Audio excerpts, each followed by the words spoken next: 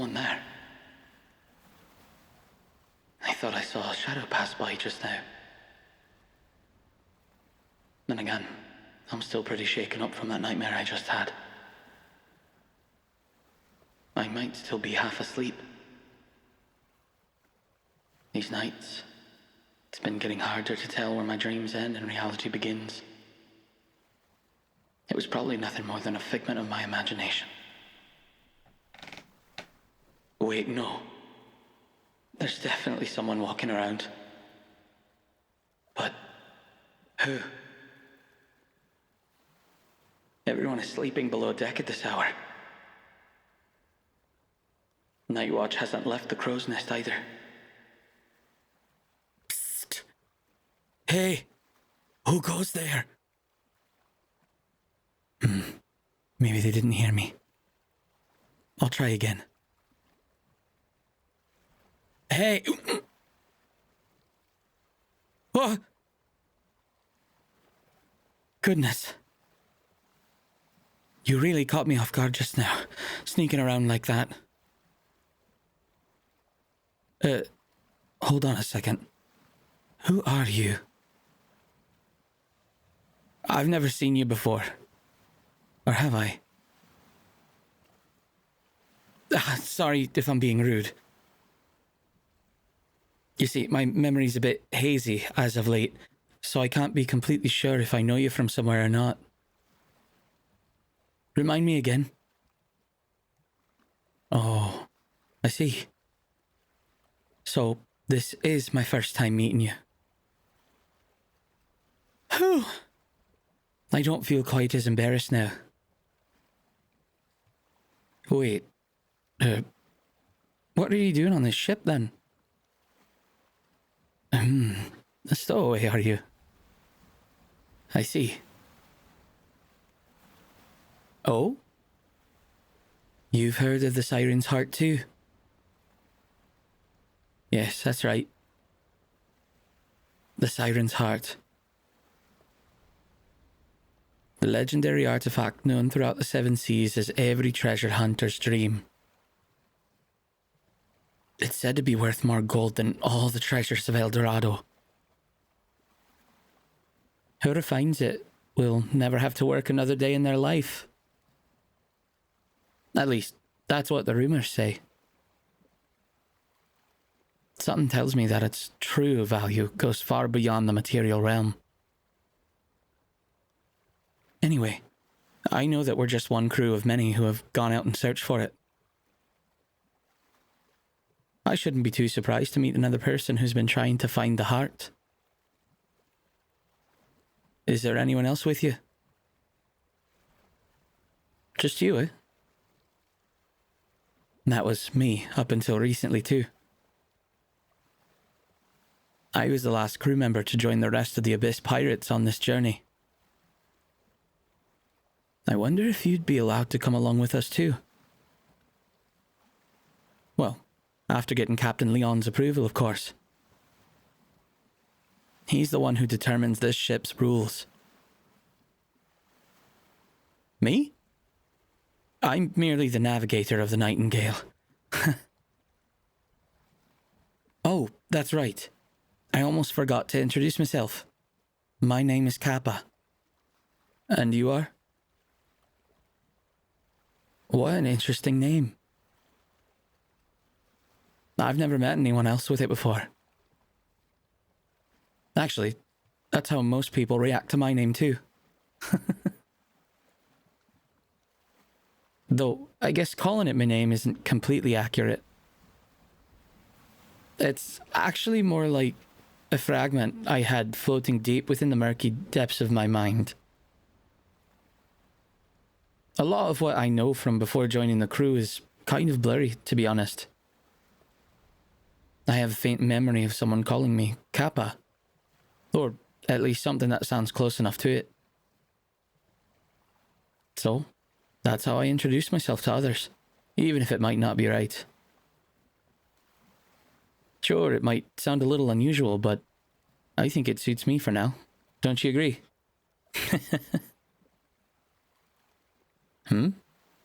Is that a bag of food I see? Oh, not to worry. My lips are sealed tighter than an oyster shell. I won't tell anyone that you, borrowed a few snacks for yourself. It's not as if I'm all that close to the rest of the crew anyway. Our conversations are rather limited to just a few topics. Mostly they just want to know things like if the stars are guiding me in the right direction. Or if I can sense the stirrings of a storm on the horizon. Or what the seabirds and whales are whispering about the waters ahead. Oh, that came off a bit odd just now, didn't it? Oh dear.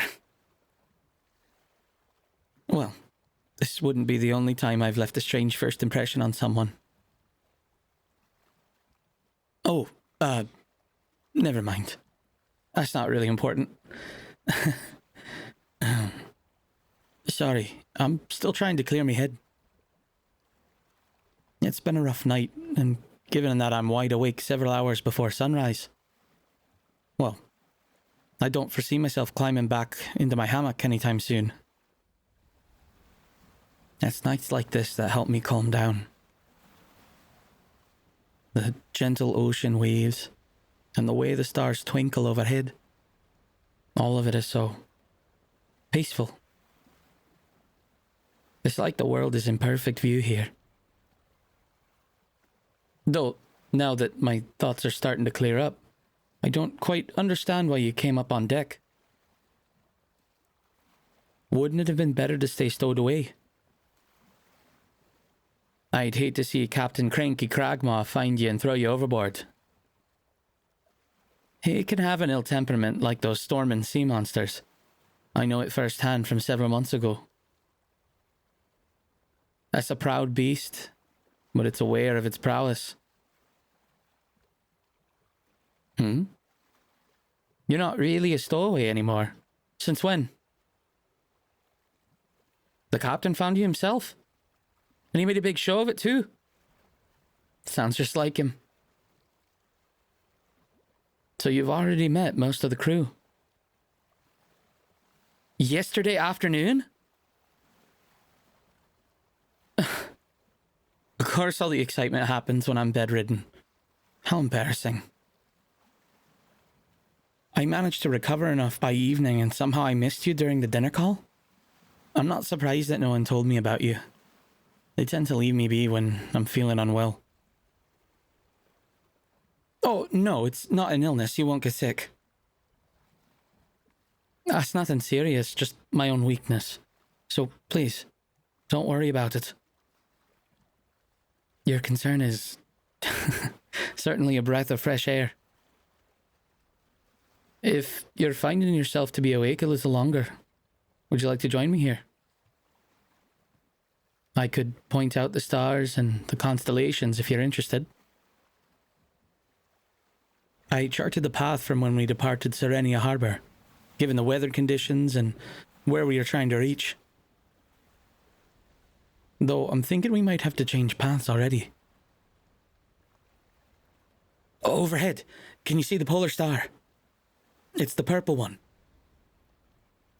It's difficult to see as it's rather dim to the unkeen eye, but for those who can see it, it will always guide north. Look, there, toward the western horizon. You see that flickering star? The one that shines orange and red. Give your eyes some time to adjust. That's the shoulder of the constellation called the Old King. You can see the chain of stars that make up his crown just slightly on the right. During this time of year, if we were further south, the star group would look like an old man rising and falling on the horizon. Oh, in there, do you see that light that shines blue then red? It's not a star from what astronomers say, but another world like this one. It's visible in our night sky almost year-round, but can vanish when our world and that one align with the sun. There's a legend that... Sorry, I sometimes get carried away with this. The stars call to me and I can't help but answer them. I know these stories better than I know myself. Oh. Yes, I'm fine. Thank you for asking. Regardless of what the others may say, be it the captain or that rascal of a crewmate Finn, I'm not so frail that I can't handle a few restless nights. My nightmares may seem intense, but I rarely remember them in their entirety. Oh, it was because I awoke from one that you, too. I hadn't realized your hammock was so close to mine. I'm sorry for disturbing you. I'll do my best not to bother you again. No, it's quite fine. There's no need to speak of them. As I said, I hardly remember my dreams. But thank you for asking. I find your care to be rather endearing in a place like this. Callousness and indifference are common traits among pirates, though I suppose you are still new to the life of one. Oh, how strange. Let's head below deck, shall we? I can tell you more about the stars another night if you'd like. For now, though, I have to compile notes for the captain, and I think you should get some rest before sunrise. Since you're no longer a stowaway, that means you've been assigned to duty on the ship, correct? Oh, I do not envy you, though I suppose it's a rather fitting task for someone who slighted the captain. If you need any help, I'll be sure to offer it.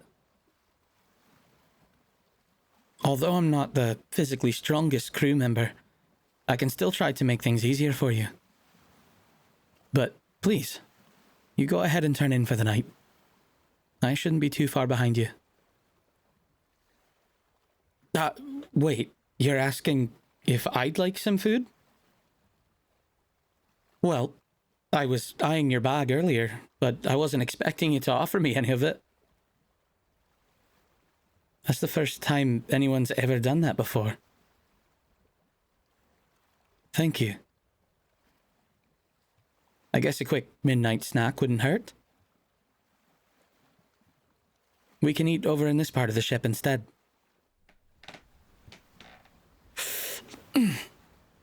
Storm it. Sorry, I'm fine. Really, it's okay. You don't need to worry about me. I just have to be careful when I move sometimes. I have an injury that's not completely healed yet. There's a wound on my left arm. Luckily not as bad as it was before, but still enough that the pain can flare up sometimes. And before you ask, no, I'm not sure how I got it. Every so often my mind shows me some glimpses of what might have happened. But if I try to think about it too much, it's like running into a wall. Both mentally and physically. It feels like my mind goes black, and the deeper I try to dig, the more pain it causes me. Anyway, let's take a seat over here. We wouldn't want anyone to see that we borrowed snacks, now would we? So, what food did you grab? Dried squid? I thought that was what that delicious scent was, but I wasn't certain. Are you really sure it's okay? Thank you so much. I love these. How can I ever repay you? Well, to tell you the truth, there's not very much I can offer you aside from my time. Maybe I can find a way to keep you company while you're working on the ship. I'm pretty quiet, so I don't think the others will notice. We can talk about whatever you'd like.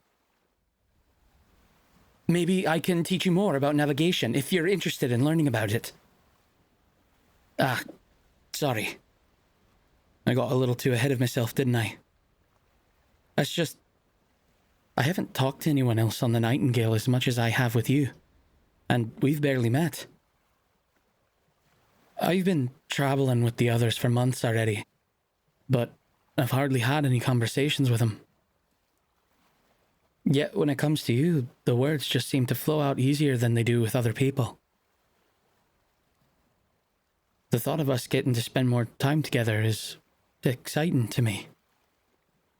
Only if you're okay with it, of course. Really? I'm so happy to hear that. All right, it's a deal. Now then, let's help ourselves to some squid. I know you're not tired, so before you rest, let me know if you enjoyed this audio by giving it a like, and remind you to subscribe to the channel. For adult listeners only, patreon.com/Celesterra has exclusive original content I'm certain you'll enjoy.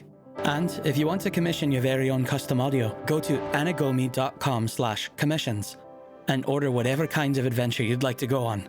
From land to sea to the stars above, your journey awaits.